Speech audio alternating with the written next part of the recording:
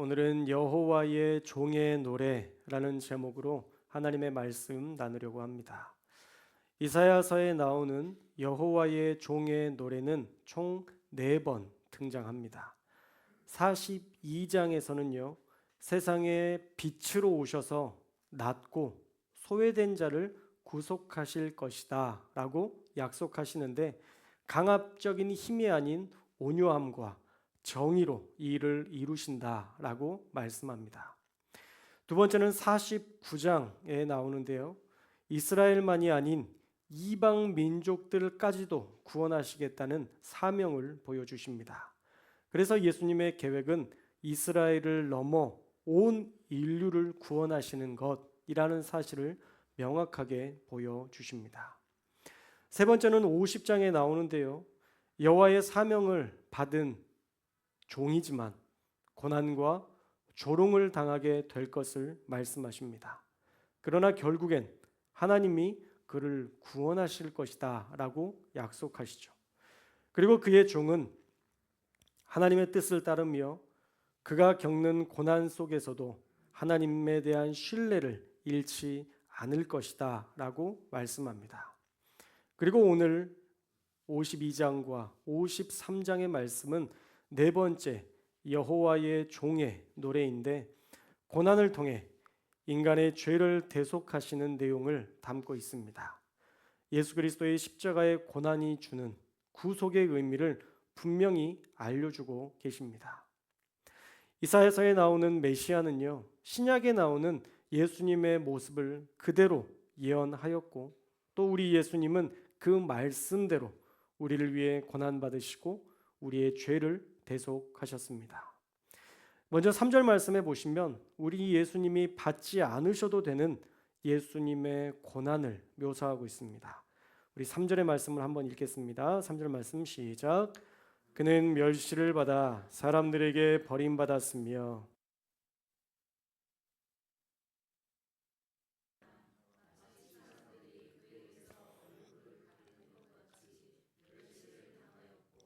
우리도 그를 귀히 여기지 아니하였도다. 아멘.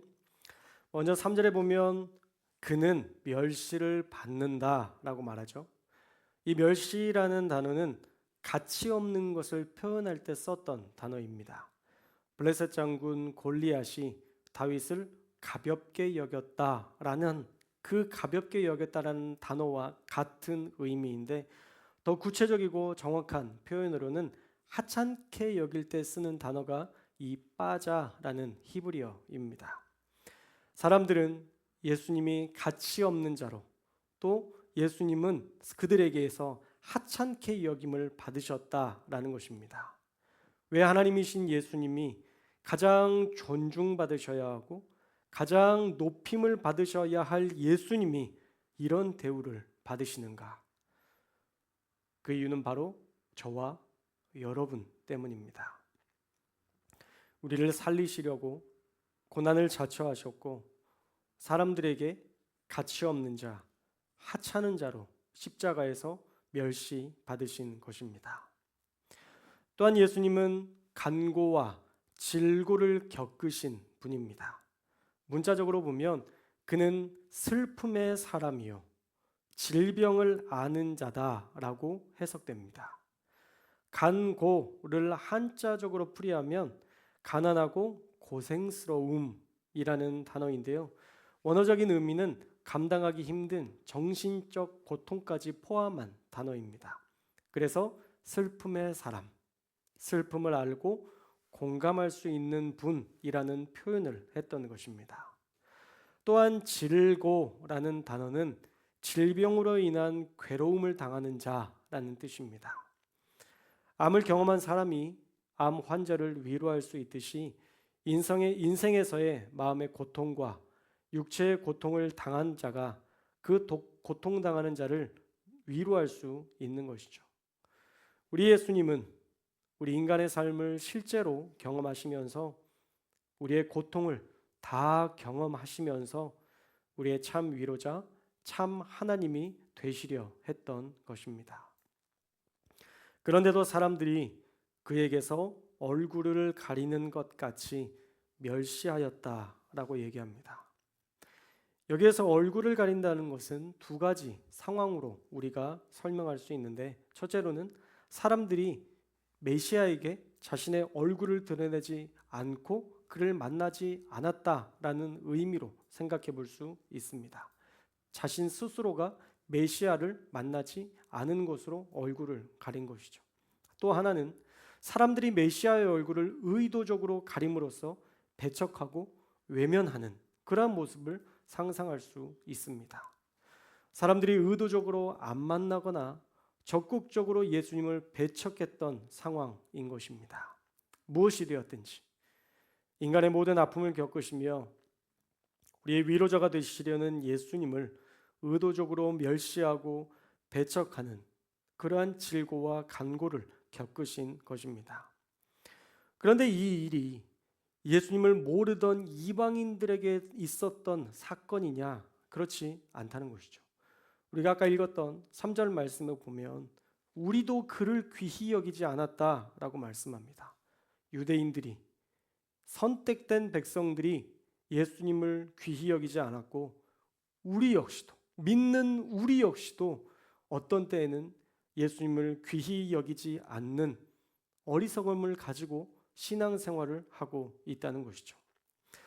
믿는 우리조차도 어떤 때에는 우리 예수님을 멸시하고 때로는 자기 뜻대로 안 되면 우리 예수님을 조롱하고 배척하는 어리석음을 보였다는 것입니다. 우리 역시도 예수님을 귀히 여기지 않았음을 반성하게 만드는 말씀입니다.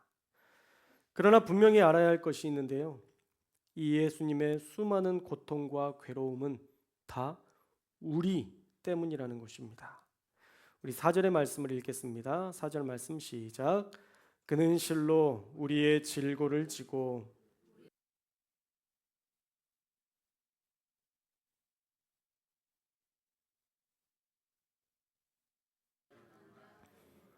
아멘. 여호와의 종의 노래, 우리가 네 번째 여호와의 종의 노래에 대한 말씀을 살펴보고 있는데, 오늘 우리가 읽은 본문에서 가장 많이 나오는 단어가 뭔지 아십니까? 질고, 슬픔, 고통? 아닙니다. 그것은 바로 우리라는 단어입니다. 저와 여러분 때문에 우리의 잘못된 생각, 우리의 죄, 우리의 어리석음 때문에 주님은 고난 당하셨던 것입니다. 4절에 보세요. 그는 실로 우리의 질고를 지고 우리의 슬픔을 당하셨는데, 우리는 예수님을 보면서 뭔가 잘못한 게 있으니 하나님께 고난당하지라고 어리석은 생각을 했다라는 것입니다. 우리의 질고와 우리의 슬픔 때문에 예수님은 십자가 지신 것입니다. 그 외에 어떤 다른 의도도 없습니다. 오직 저와 여러분, 우리 때문에 고통당하신 것입니다. 우리 5절의 말씀도 읽어볼까요? 시작. 그가 찔림은 우리의 허물 때문이요 그가 상함은 우리의 죄악 때문이라. 그가 징계를 받음으로 우리는 평화를 누리고 그가 채찍에 맞음으로 우리는 나음을 받았도다. 아멘. 찔림도 우리 때문에, 상함도 우리의 죄악 때문에, 우리의 평화도 그가 징계를 대신 받아서, 우리의 나음도 그가 채찍에 맞음으로 모든 값을 치르셨기 때문에 누리는 은혜라는 것입니다. 하나님이 우리를 너무도 사랑하셔서 우리를 위해 모든 죄를 지셨다고 말하지만, 사실 이 은혜는 절대 당연한 것이 될 수 없습니다. 전혀 받을 가치가 없는 존재를 위해서 예수님의 무한하신 사랑으로 주신 은혜인 것이지 당연히 누려야 될 당연한 권세가 절대 아니라는 겁니다. 가끔 자녀들이 부모의 희생을 너무 당연한 것으로 여깁니다. 당연한 은혜는 없습니다. 그 은혜가 얼마나 큰지는 부모가 우리의 곁에 없을 때에야 비로소 깨닫게 됩니다. 그러나 그때는 이미 늦은 거죠. 다시 갚을 길이 없으니 말입니다. 부모의 사랑도 우리 예수님의 사랑도 절대 당연한 게 아닙니다. 한없이 부족하지만 품어주시고 인내해 주시고 도저히 안 되겠다 싶으셔서 우리 예수님이, 죄 없으신 우리 주님이 우리 때문에 그 모든 고통과 고난과 간고 슬픔과 질고 질병을 다 짊어지시고 죽음으로써 값을 치르신 것입니다. 테텔레스타이, 다 이루었다. 내가 모든 값을 다 치렀다라는 의미죠.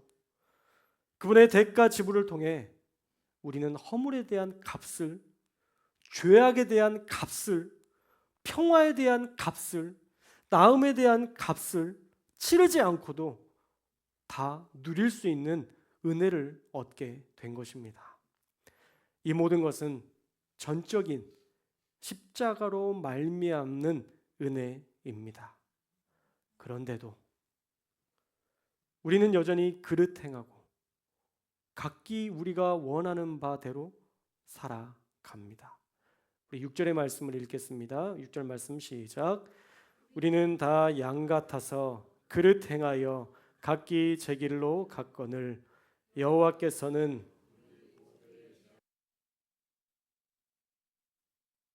아멘. 우리는 양처럼 어리석습니다. 자기 살이 썩어 들어가도 그냥 방치하며 살아갑니다. 늑대가 물어가려고 달려들어도 눈이 어두워 갈피를 알 바를 못하며 자기 멋대로 살아가는 그런 어리석은 존재입니다. 그럼에도 우리 주님은 우리의 부족함과 우리의 어리석음을 품으시고 그 모든 죄악을 예수님께 담당시키셨습니다. 사랑이 없으면 할 수 없는 것이고 은혜가 아니면 할 수 없는 일을 우리 하나님은 그 독생자 예수를 통해서 완성하신 것입니다. 사랑하는 여러분, 우리 때문입니다.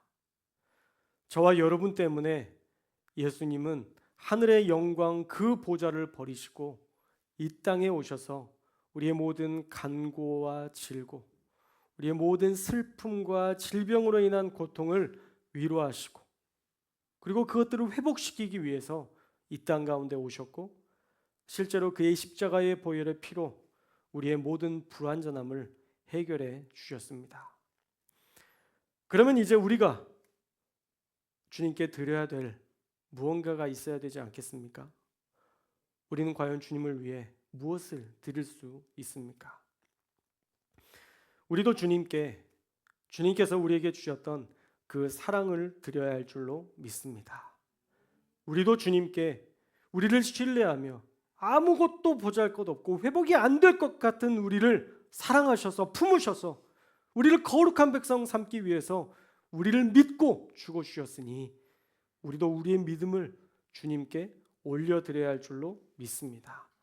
주님은 생명을 우리에게 내어주셨기에 우리도 우리의 전부를 주님께 드리며 사는 인생이 되어야 할 줄로 믿습니다.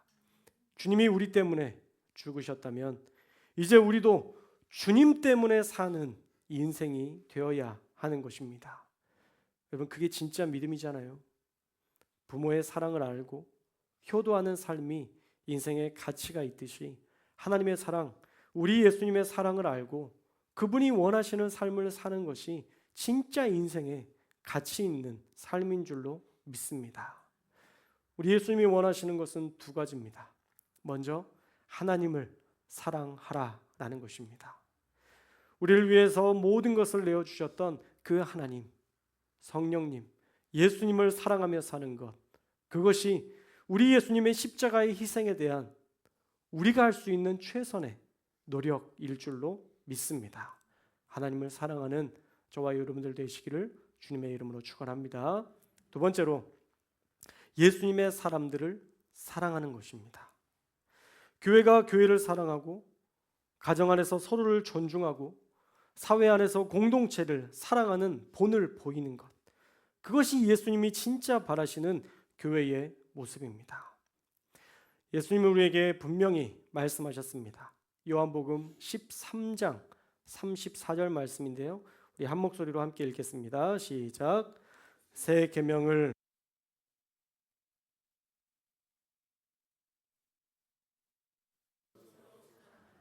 아멘. 새 계명을 너희에게 주는데 서로 사랑해라. 내가 너희를 사랑했던 것처럼 너희도 사랑해라. 우리가 서로 사랑할 때 예수님은 가장 기뻐하십니다. 할렐루야. 오늘은 성금요일입니다. 우리 때문에 죽으신 주님에 대한 말씀을 우리가 살펴봤는데요. 우리도 주님 때문에 사는 인생이 되어야 할 줄로 믿습니다. 주님 때문에 사는 사람은 사랑으로 사는 인생이라 말씀드렸으니 이번 성금요일을 기점으로 해서 우리가 더 사랑하며 사는 우리 성도교회 되시기를 축복합니다. 그럴 때 우리 주님께서 십자가에서 죽으신 사랑이 또 우리를 통해서 완성이 되고 또 계속 이어지는 사랑의 역사로 교회가, 우리 가정이, 우리의 공동체와 사회가 더 아름답게 세워질 줄로 믿습니다. 이번 성금요일을 통해서 우리 때문에 우리 주님이 죽으셨으니 우리도 주님 때문에 살리라 다짐하는 우리 성도교회 다 되시기를 주님의 이름으로 축원합니다. 기도하겠습니다.